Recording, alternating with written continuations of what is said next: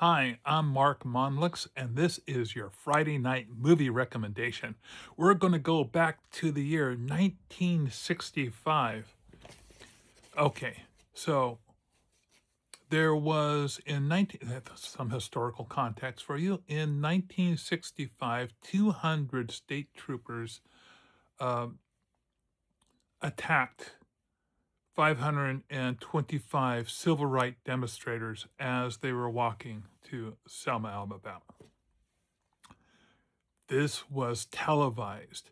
People had their cameras out, um, and while it was a terrible thing to have happen, the reaction from the rest of the country to what was happening, to the violence, dogs being set on peaceful protesters, actually had a very positive effect in that it lent a lot of support towards the civil rights movement. Um, this would be just the start of several civil rights actions and activities that would happen over the course of 1965. Other things that was happening, the cosmonaut uh, Alexei Leonov, well, he did the first moonwalk. That's stepping outside the capsule and floating around in space. No one ever done that before, so that was pretty amazing. He managed to get back in, come back down, and still live to tell the tale. Other things that happened in 1965, Muhammad Ali had a rematch with Sonny Liston in the very first round, came out and just devastated Sonny Liston with one punch. Just bam. Even he was went down. There's a great photograph of the moment where it shows Muhammad Ali still full of energy, still willing to take the match over and over and over again, and still win. With the with a knockout. And listens on the ground going, Anyway, so that was another moment in history. Let's see. Oh my God. Here are some other things. Wooly Bully by Sam the Sham and the Pharaohs was number one on the Billboard Top 100 that year. My Fair Lady won Best Picture at the Oscars. Herzog by Saul Bellows was number one on the New York Best Time Sellers list. I found that book a bit of a drag to read, but it's no Tolkien. Let's just say that. So many TV shows were premiered that were lifetime. I mean, I grew up with these TV shows. They went on. They were into reruns for decades. We're talking Lost in Space, Get Smart, the political. I mean, you can't get away with F Trip these days. No way that would work. Um, Green Acres, Hogan's Heroes, I Dream of Jeannie, so many other good films, but you probably recognize all those. Some inventions. We had the Bob Moog synthesizer was invented. So was Kevlar, um, Gatorade, Shake and Bake, the toy Barrel of Monkeys, and President Johnson was having this thing called the war against poverty. The presidents have to have a war all the time, but the positive thing about the war against poverty was both Medicare and Medicaid were established in 1965. Okay, so many movies for me to choose from for 1965. Oh my God. On the horror front, we have The Skull, and then, oh, Repulsion, kind of critically acclaimed. Then the kind of not so critically acclaimed, The Planet of the Vampires. Man, I love that film. Um, and the really silly, I mean, this is the beach blanket bingo era. So, yeah, Village of the Giants. I almost chose that one. But the movie I decided to choose for my recommendation this week is The Great Race. Oh, and so basically, the premise of The Great Race, this is set up in I would say, late 1800s, 1900s, when the automobile era was just really beginning to start off. And it's one of those epic around the world chases from New York to Paris. And you have Jack Lemmon, Tony Curtis, and Natalie Wood as the leads in this film. And Tony Curtis is the great Leslie, and he's dressed in white, and his car's all in white. He's pure. He's got the little twinkle on the tooth. And then you have the bad guy, Professor Fate, being played by Jack Lemmon, and he's all in black, and his car is all in black. Now, these two vehicles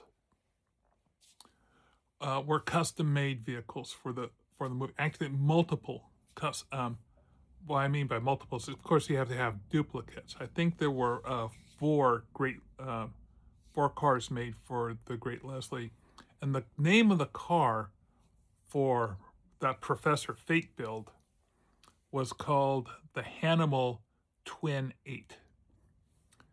Oh my God, this car struck my imagination so much as a kid. I would say that 1 out of 3 cars I drew as a kid was the Hannibal Twin 8, or a variation thereof, because Dr. Fate loaded it up with contraptions and buttons, and basically it was like the Bond car for villains. And the things this car could do, oh my God, I love drawing all the things that this car could do. And it just really went in my imagination. So this is a big epic movie done in Technicolor. We're talking Technicolor. Those colors aren't real. These colors are oversaturated. They're not found in nature. And so that just brings an extra vibrancy. Later on, Technicolor would be lost because there'd be cheaper color film coming out. But those colors would fade quickly. They just didn't have, I mean, you put money into Technicolor, you get Technicolor. So, oh my, Technicolors, gotta watch this for the film. So, it's a big epic film. It's a slapstick film. It's a comedy. Blake Edwards is well known for being a comedy director. Henry Mancini did the musical soundtrack for it. Edith Head did the costumes, so everybody looks terrific. There's it also has one of the best pie fight scenes in cinematic history. Now, up until then, the largest pie scene had been the one that was done in a Laurel and Hardy film, and it was carefully choreographed. And there were hundreds of pies involved with that one. Blake Edwards loved that scene. He wanted to do a homage to it, and he did. And so, but something that they didn't anticipate was, okay, so start doing the pie scene, but they don't get it done that day. So they close up shop, and guess what? It's the weekend. By the time they come back, they had all the pies that had been used up until then were still down and out, and they had festered over the weekend. So the studio just reeked, and they had to get fans and open up the doors, and it was smelly, and the actors had to kind of slog through doing this pie scene. They were so frustrated with it at the end of it that when it was all done and Blake Edwards said cut, everybody threw a pie at Blake Edwards. So it's a fun film. It's one of those musical magic things from that era. You can't really escape it. Now, at the time, people were saying, "Oh, does it really hold a candle to those magnificent men and their flying machines," which also came out practically at the same time.